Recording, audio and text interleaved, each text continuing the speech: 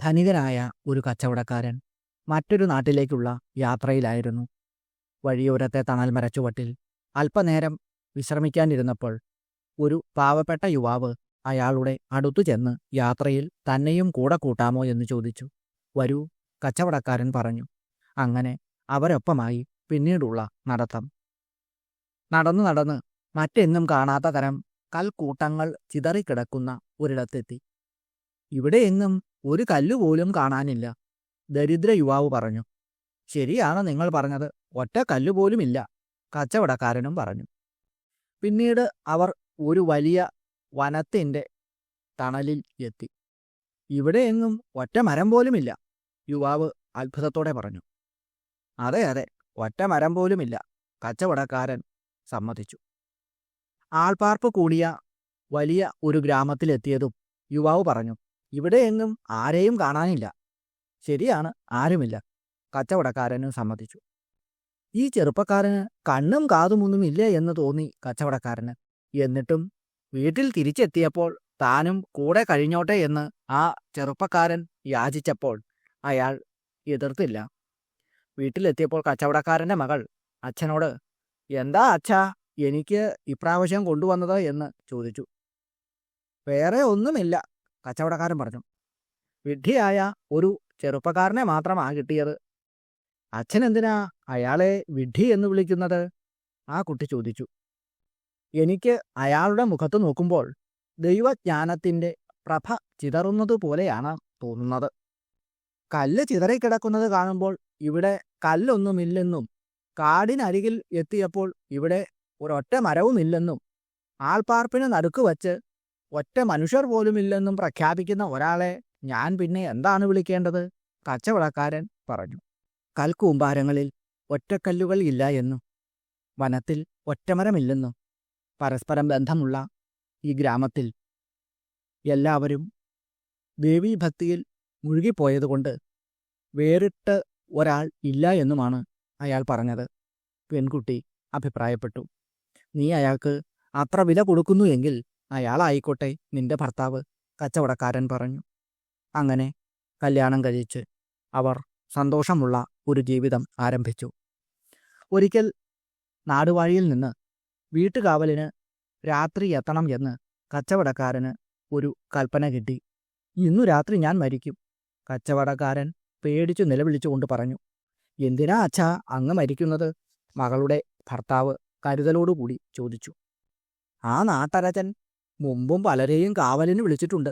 രാത്രിയാണെങ്കിൽ ഉറങ്ങിക്കൊള്ളാൻ പറയും, ഉറക്കത്തിൽ ചെന്ന് കഥ കഴിക്കും. അതാണ് അയാളുടെ വിനോദം, കച്ചവടക്കാരൻ പറഞ്ഞു. അങ്ങയ്ക്ക് പകരം ഞാൻ പോകാം കാവലിന്, യുവാവ് പറഞ്ഞു. ഒട്ടും പേടിയില്ലാതെ അയാൾ അവിടെ ചെന്നു. പാതിരാവായപ്പോൾ ചെറുപ്പക്കാരൻ ഉറങ്ങിയെന്ന് കരുതി നാട്ടരജൻ ഉളികണ്ണിട്ട് നോക്കി. അപ്പോൾ അയാൾ പ്രാർത്ഥിക്കുകയായിരുന്നു. നാടുവാഴി ചെവി വട്ടം പിടിച്ചു. ധീരരും ശക്തരും സ്വയം ഭരിക്കും. അപ്പോൾ മാത്രമാണ് അവർക്ക് അന്യരെ ഭരിക്കാൻ ശക്തി കിട്ടുന്നത്. ജ്ഞാനികൾ സ്വയം സ്നേഹത്തോടുകൂടി പെരുമാറും. എന്തെന്നാൽ അവരിൽ നന്മയും സത്യവുമുണ്ട്. സ്നേഹം കൊണ്ട് ഭയപ്പെടുത്തിയല്ല അവർ അന്യരെ സ്വന്തമാക്കുന്നത്. ഈ വാക്കുകൾ മറ്റൊരാൾ ആവർത്തിക്കുന്നതും നാടുവാഴി കേട്ടു. 3 പ്രാവശ്യം നാട്ടരജൻ ഇങ്ങനെ കൊല ചെയ്യാൻ സമയമായോ എന്ന് നോക്കാൻ എത്തി.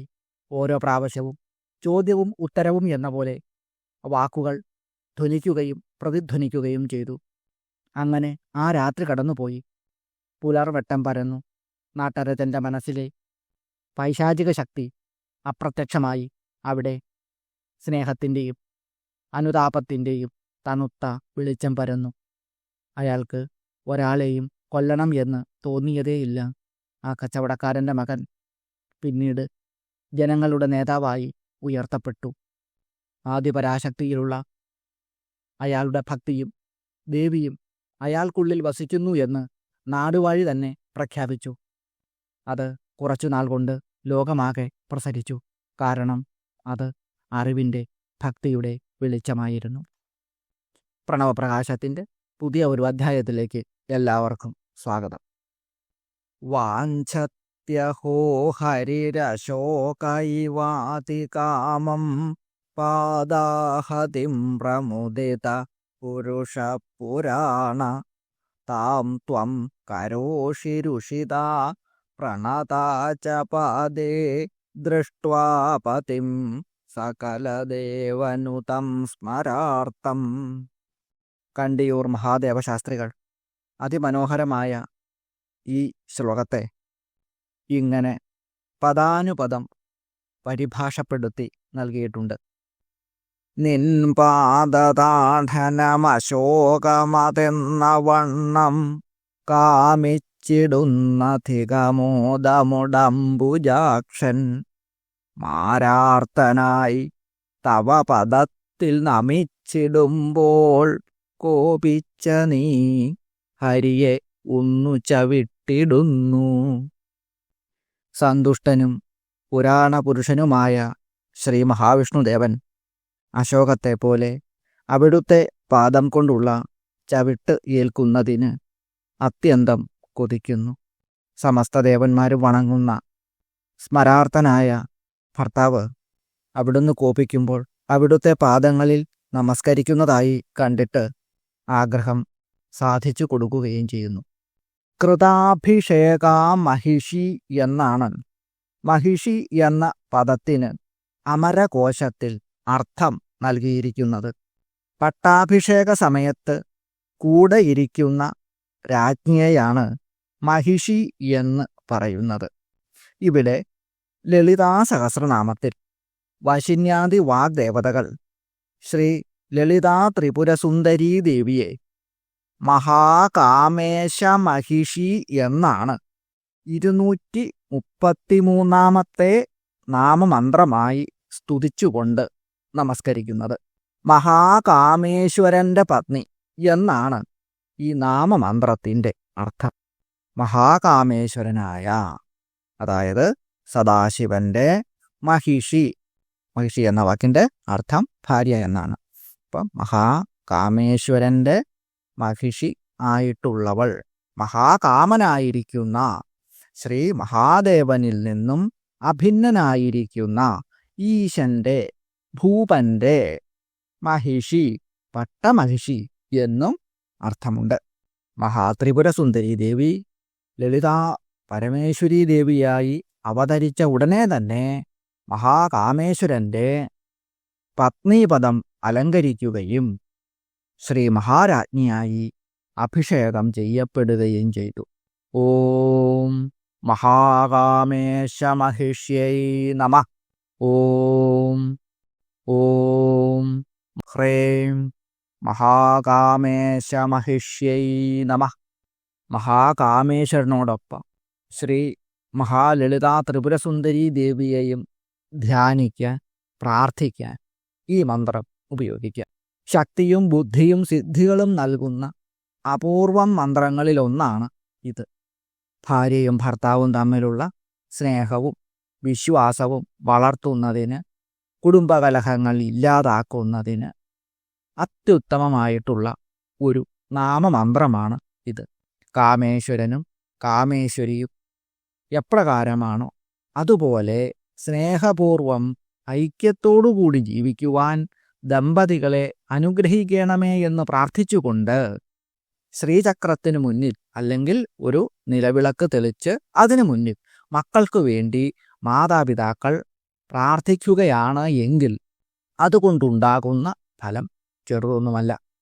മാസത്തിൽ ആദ്യത്തെ തിങ്കളാഴ്ചയോ ചൊവ്വാഴ്ചയോ അവസാനത്തെ തിങ്കളാഴ്ചയോ ചൊവ്വാഴ്ചയോ 11 പ്രാവശ്യം ഈ മന്ത്രം ഭാര്യയും ഭർത്താവും ജപിക്കുകയാണെങ്കിൽ അവർക്ക് ഒരിക്കലും പിരിഞ്ഞിരിക്കേണ്ടി വരില്ല എന്ന് മാത്രമല്ല, അവർ തമ്മിലുള്ള സ്നേഹവും വിശ്വാസവും വർദ്ധിച്ചു വരികയും ചെയ്യും.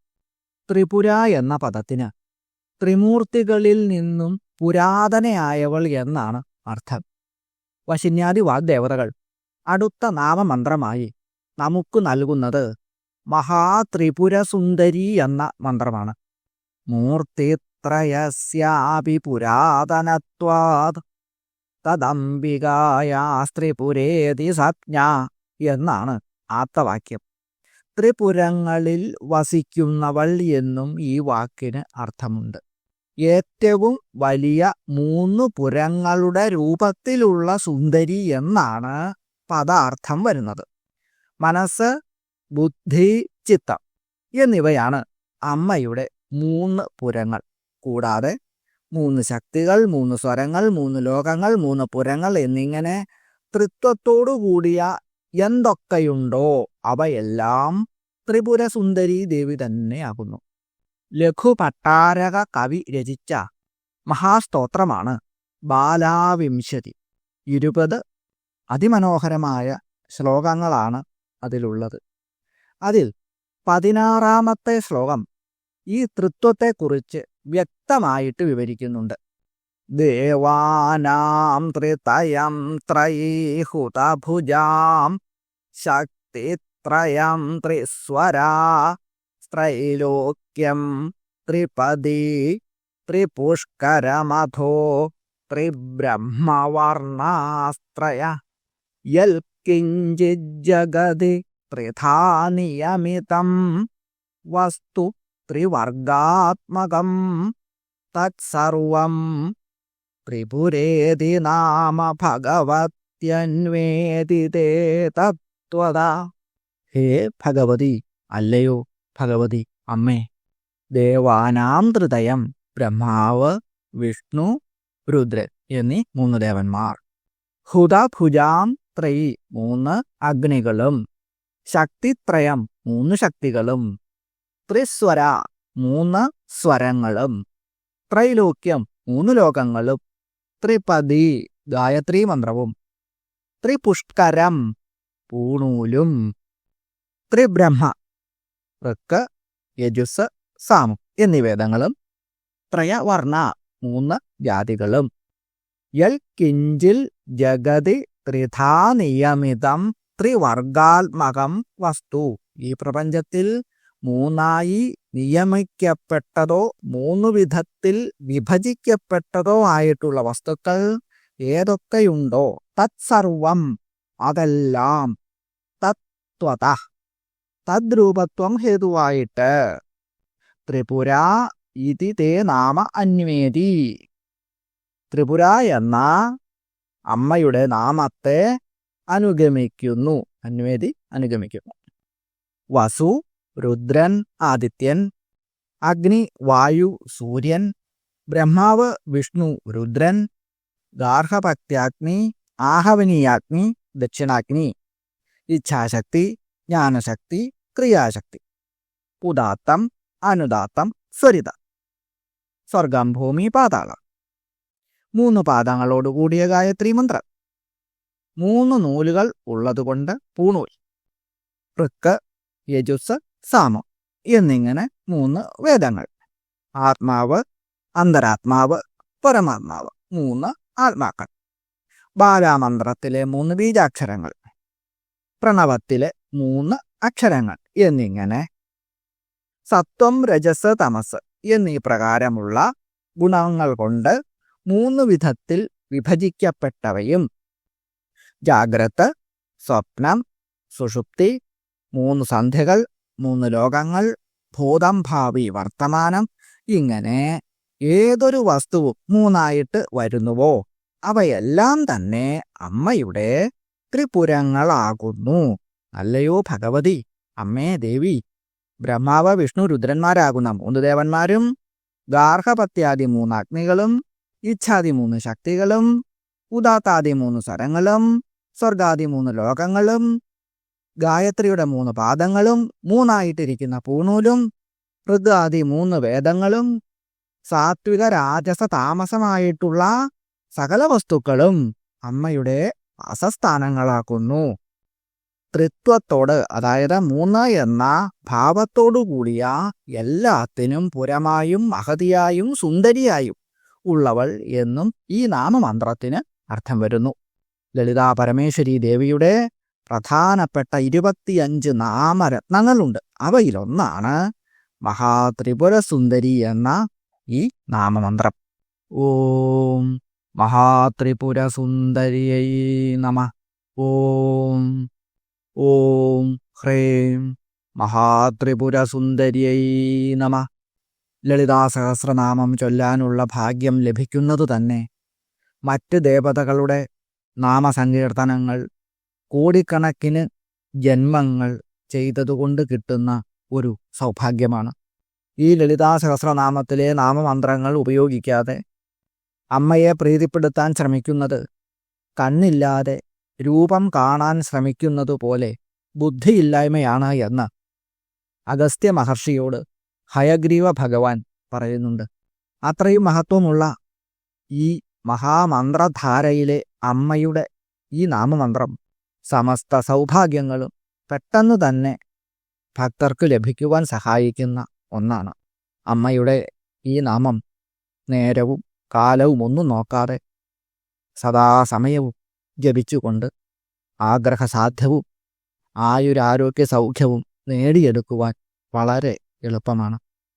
അമൃതസമുദ്രത്തിൻ്റെ മധ്യത്തിൽ അമ്മ സ്ഥിതി ചെയ്യുന്നതായി സങ്കൽപ്പിച്ച് പ്രാർത്ഥിച്ച് ഈ മന്ത്രം 21 പ്രാവശ്യം മാസത്തിലൊരിക്കൽ ജപിച്ചാൽ ആ വീട്ടിൽ രോഗാദി ദുരിതങ്ങളൊന്നും തന്നെ ഉണ്ടാകുന്നതല്ല. അമ്മയുടെ അതിദിവ്യമായ ദർശനം മാത്രം ആഗ്രഹിക്കുന്നവർക്ക് ഈ മന്ത്രം കൊണ്ട് അത് വളരെ എളുപ്പത്തിൽ സാധ്യമാകുന്നതുമാണ്. ആദിപരാശക്തിയായ ജഗദീശ്വരി എല്ലാവരെയും അനുഗ്രഹിക്കട്ടെ എന്ന് പ്രാർത്ഥിച്ചുകൊണ്ട് അവിടുത്തെ തൃപ്പാദപത്മങ്ങളിൽ സഹസ്രകോടി പ്രണാമങ്ങൾ അർപ്പിച്ചുകൊണ്ട് നിർത്തുന്നു. നമസ്കാരം.